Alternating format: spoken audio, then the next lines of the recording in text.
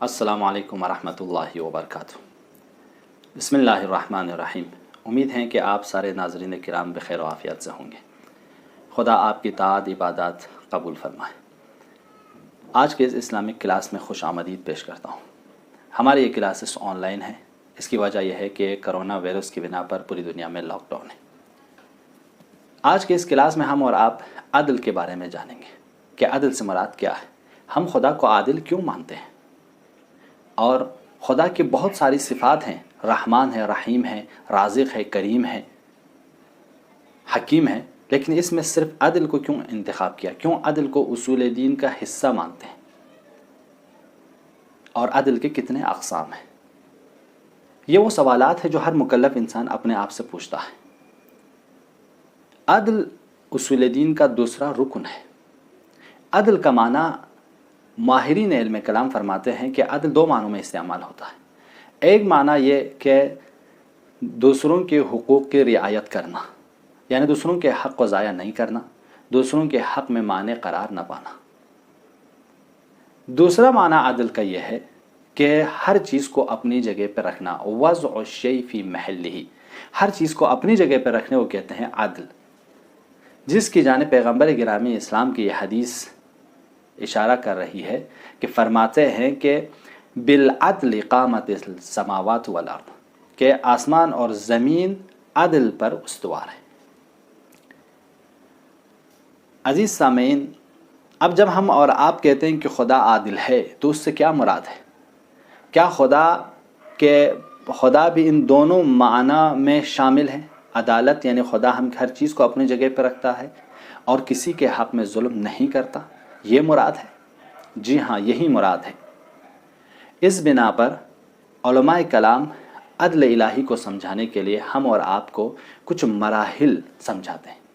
کہتے ہیں کہ خدا نے اس پوری کائنات کو اپنی جگہ پہ رکھا ہے، یعنی اس پوری کائنات کا ہر موجود اپنی جگہ پہ موجود ہے، یعنی اس پوری کائنات کو عدل پر استوار رکھا ہے۔ زمین زمین کی جگہ، آسمان آسمان کی جگہ، ہوا ہوا کی جگہ، آکسیجن آکسیجن کی جگہ، ہائیڈروجن ہائیڈروجن کی جگہ، پانی پانی کی جگہ، بارش بارش کی جگہ، برف برف کی جگہ، انسان اپنی جگہ پر، حیوانات اپنی جگہ پر، نباتات اپنی جگہ پر، جمادات اپنی جگہ پر۔ خلاصہ اس کائنات کے ذرہ ایٹم سے لے کر اس کائنات کے کہکشاں اور ستاروں تک ہم غور کریں گے تو ہر چیز اپنے ایک نظم و نظام اور موزون اور ایک اعتدال کے ساتھ قائم ہے، یعنی ان ساری چیزوں میں عدل حکم فرما ہے۔ ہمارا اور آپ کا یہ عقیدہ رکھنا کہ خدا اس پوری کائنات کو عدل کے بنا پر خلق کیا ہے، یہ اس کو کہتے ہیں عدل تکوینی۔ اگر ہمارا یہ عقیدہ ہو جائے تو ہم ہو جائیں گے عادل، عدالت الہی کا اقرار کرنے والے۔ ایک دوسری چیز یہ کہ خدا نے اس پوری کائنات کو عدل پر قائم کیا، اس پوری کائنات کو وجود بخشا عدل کے اوپر۔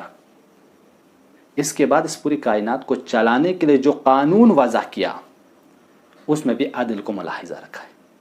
تمام انبیاء کو بھیجا، تمام اولیاء کو بھیجا، تمام کتابوں کو بھیجا تاکہ اس پوری کائنات پر عدل کو حکم فرما کر سکیں، تاکہ اس جگہ عدل کو قائم کر سکیں۔ خود قرآن میں ارشاد فرماتا ہے کہ لَقَدْ أَرْسَلْنَا رُسُلَنَا بِالْبَيِّنَاتِ، میں نے تمام انبیاء کو بینات کے ساتھ بھیجا۔ وَأَنزَلْنَا مَعَهُمُ الرُّسُلَ وَأَنزَلْنَا مَعَهُمُ الْكِتَابَ، ان کے ساتھ ہم نے کتابوں کو بھیجا ہے، والمیزان، اور میزان کو بھی ارسال کیا ہے۔ کیوں؟ لیقوم الناس بالقسط، تاکہ لوگوں کے درمیان عدالت کو قائم کر سکے۔ یعنی قانون الہی کا ہدف اگر ہم اور آپ سمجھنا چاہیں تو ایک ہدف یہ ہے کہ لوگوں کے درمیان عدالت کو قائم کر سکے۔ اس پوری کائنات میں خداوند عالم اس پوری کائنات کو عدل پر قائم رکھا، اور اس کے بعد اس پوری کائنات کو چلانے کے لیے جو قانون بنایا وہ بھی عدل پر استوار رکھا، تاکہ ہم اور آپ اس قانون عدالت کے تحت سعادت اور کمال کے راستے کو طے کر سکیں۔ یہ دوسری چیز۔ تیسری چیز کیا ہے عدل کا؟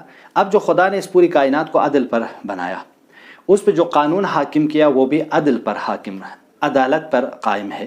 تو اب تیسری چیز ہے کہ جو ذمہ داری اب ہم اور آپ پر سونپی جائے گی، جو تکلیف ہم اور آپ پر دی جائے گی، اس میں بھی عدل کا لحاظ رکھا ہے۔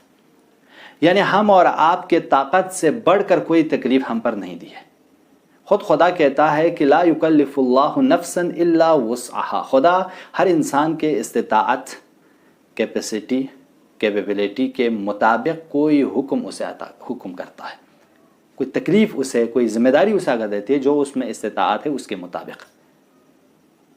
خود قرآن میں ارشاد فرماتا ہے خداوند عالم کہ یرید اللہ بکم الیسر ولا یرید بکم العسر، خدا تم لوگوں سے آسانی چاہتا ہے، تم لوگوں کو سختی نہیں کرنا چاہتا۔ اس بنا پر ہم اور آپ دیکھتے ہیں کہ خداوند عالم تکلیف عائد کرنے میں بھی، ذمہ داری عائد کرنے میں بھی، ڈیوٹی دینے میں بھی عدل سے کام لیتا ہے۔ لہٰذا ہم اور آپ دیکھتے ہیں کہ بہت سے ہمارا احکام شرعی میں بھی ہم اور آپ دیکھتے ہیں کہ اگر آپ حج پہ جانا چاہتے ہو، جہاد پہ جانا چاہتے ہو، خمس اور زکوٰۃ دینا چاہتے ہو، تو کیا آپ کے اندر استطاعت ہے؟ اگر استطاعت ہے تو حج پہ جائیے۔ اگر آپ کے پاس وہ شرائط و توانائی ہے جہاد میں جانے کی، تب آپ جائیے۔ اسی طرح زکوٰۃ اور خمس، حتیٰ نماز پڑھنے میں بھی آپ کے پاس اگر طاقت جسمانی نہیں ہے کھڑے ہو کر نماز پڑھنے کی، تو آپ بیٹھ کر نماز پڑھیے۔ بیٹھ کر نماز نہیں پڑھ سکتے، آپ لیٹ کر نماز پڑھیے۔ لیٹ کر نماز نہیں پڑھ سکتے، آپ اشارے سے نماز پڑھیے۔ خلاصہ ہر انسان کو اس کے توانائی، استعداد کے مطابق خدا کوئی تکلیف عائد کرتا ہے، لہٰذا خدا تکلیف عائد کرنے میں بھی عدل سے کام لیتا ہے۔ چوتھی چیز اور آخری چیز یہ ہے کہ خدا کل قیامت میں جو سزا اور جزا عطا کرے گا، جو سزا اور جزا دے گا، اس میں بھی عدل سے کام لے گا۔ نیکوکار کو جزا اور گنہگار کو اور بدکار کو سزا دے گا۔ لہٰذا خود خدا ارشاد فرماتا ہے کہ کل قیامت کے دن لدینا کتاب ینطق بالحق، ہمارے پاس ایسی کتاب ہے جو حق گوئی کرتی ہے، ولا ہم یظلمون، کسی کے اوپر ظلم نہیں ہوگا، ہر ایک کے ساتھ اس کے ذرہ برابر کام کا حساب لیا جائے گا۔ اس نے اگر ذرہ برابر نیکی کی ہے اسے اجر دیا جائے گا، ذرہ برابر بدی کی ہے اسے سزا دیا جائے گا۔ اور حتی قرآن کی آیت ہے کہ کل قیامت میں ہر کوئی اپنے اعمال کے اختیار میں ہے۔ آج ہم اور آپ اپنے اختیار سے جو عمل انجام دیتے ہیں، کل ہم اس عمل کے اختیار میں ہوں گے، اس کام کے اختیار میں، اس فعل کے اختیار میں ہوں گے عزیزو۔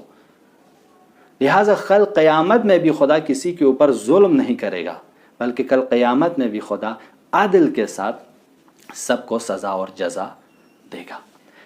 اس چار کانسیپٹ کو اگر واضح ہو جائے ہمارے لیے کہ خدا عادل ہے اس پوری کائنات کو بنانے میں، خدا عادل ہے اس پوری کائنات میں قانون بنانے میں، خدا عادل ہے جو تکلیف ہم اور آپ پر عائد کی ہے، جو ذمہ داری ہم اور آپ کو دی ہے اس میں عادل ہے، اور کل قیامت میں خدا ہم اور آپ سے عدل سے کام لے گا، خدا اس وقت بھی عادل ہے۔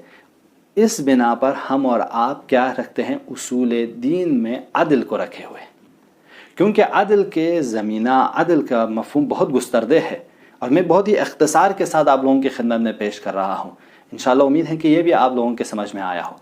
اس بنا پر عدل بہت مہم ٹاپک ہے۔ عدل کے اوپر خدا کی باقی صفات جو ہے اسی عدل سے ریلیٹڈ ہے۔ اگر عدل سمجھ میں آ جائے تو خدا کی خالقیت، خدا کی رازقیت، خدا کی حاکمیت سب سمجھ میں آ جائے گی، باقی صفات بھی۔ ایک دوسری چیز یہ ہے کہ اس عدل کے حوالے سے امت مسلمہ میں دو نظریہ ہے۔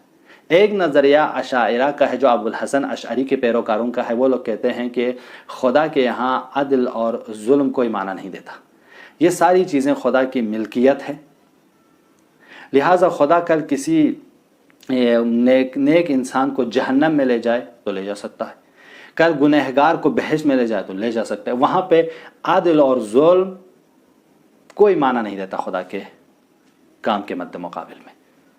لیکن دوسرے مد مقابل میں عدلیہ کا گروپ ہے جو معتزلہ اور شیعہ امامیہ کا عقیدہ ہے۔ وہ لوگ کہتے ہیں خدا عادل ہے، خدا کسی پہ ظلم نہیں کرے گا، نہ دنیا میں اور نہ آخرت میں، بلکہ خدا ہر ایک کے ساتھ عدل سے کام لے گا۔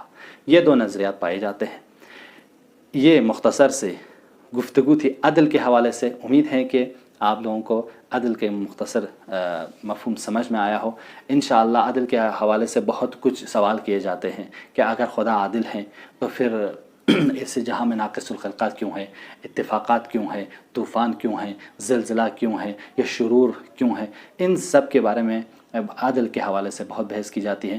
امید ہے کہ آپ سب انشاءاللہ ان کی کلاسوں کو آپ لوگ سنیں گے اور آئندہ کتابوں میں عادل کے حوالے سے پڑھیں گے تو خود بخود ان شبہات کا جواب آپ کے ذہن میں آ جائے گا. لیکن خلاصے کے طور پر اگر ہم کہیں کہ ناقص الخلقہ ہونا، شرور کا آنا، زلزلہ کا آنا، طوفان کا ہونا، ہم اور آپ پہ مصیبت اور بلائیں کا آنا، ان میں ایک عمل ہمارے اور آپ کے اعمال بھی شریک ہے. یعنی ہم اور آپ اپنے اوپر ظلم کرتے ہیں جس کے بنا پر ہم اور آپ ان مصیبت میں مبتلا ہوتے ہیں. امید ہے کہ آج کے کلاس آپ لوگوں کے لیے مفید رہیں. آپ لوگوں سے تقاضا ہے دعاؤں میں یاد رکھیے. والسلام علیکم ورحمۃ